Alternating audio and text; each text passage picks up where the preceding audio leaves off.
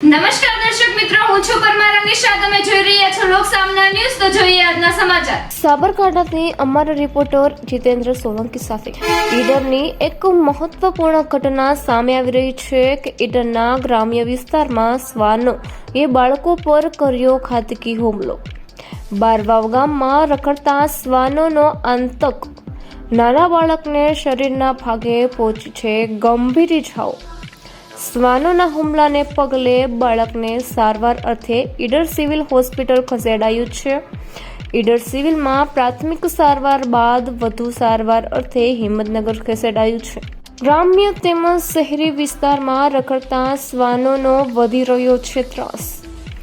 બાળકો, વૃદ્ધો સહિત રખડતા શ્વાનોને લઈ લોકોમાં ભયનો માહોલ સર્જાઈ રહ્યો છે.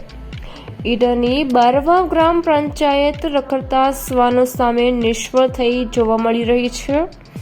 આશરે 4 વર્ષીય મનોજ ડાભી નામના બાળકની હાલત ગંભીર થઈ રહી છે. પરિવારે તંત્રની કામગીરી સામે અનેક સવાલો ઉઠાવ્યા છે.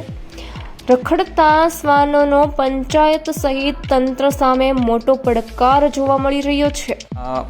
બાળકનું નામ છે મનોજ સુનિલભાઈ ડાભી, ઉંમર 4 વર્ષ. બાળવાવ ઈડર પાસેથી આ લોકોએ પ્રાથમિક સારવાર ઈડર સબ ડિસ્ટ્રિક્ટ હોસ્પિટલમાં લીધી અને વધુ સારવાર માટે હિંમતનગર સિવિલમાં મોકલી આપેલા છે. બાળકને શ્વાને ડૂચા ભરેલા છે શરીરમાં અલગ અલગ જગ્યાએ. માથામાં આગળના ભાગે 2 છે, પાછળના ભાગે 2 છે, જમણા હાથે 3 જગ્યાએ કરડેલ છે, ડાબા હાથે 2 જગ્યાએ કરડેલ છે અને સાથળના અને પગના ભાગે 3-3, 4-4 જગ્યાએ કરડેલું છે શ્વાન. અત્યારે અમારા સર્જરીના ડૉક્ટરો એને જોઈ રહ્યા છે અને એને જરૂરી જે ટ્રીટમેન્ટ છે એ આપી રહ્યા છે. બાળકની સ્થિતિ અત્યારે હાલ તો સ્ટેબલ છે. તો ફરી મળીશું એક નવા સમાચાર સાથે. ત્યાં સુધી જોતા રહો લોક સામના ન્યૂઝ.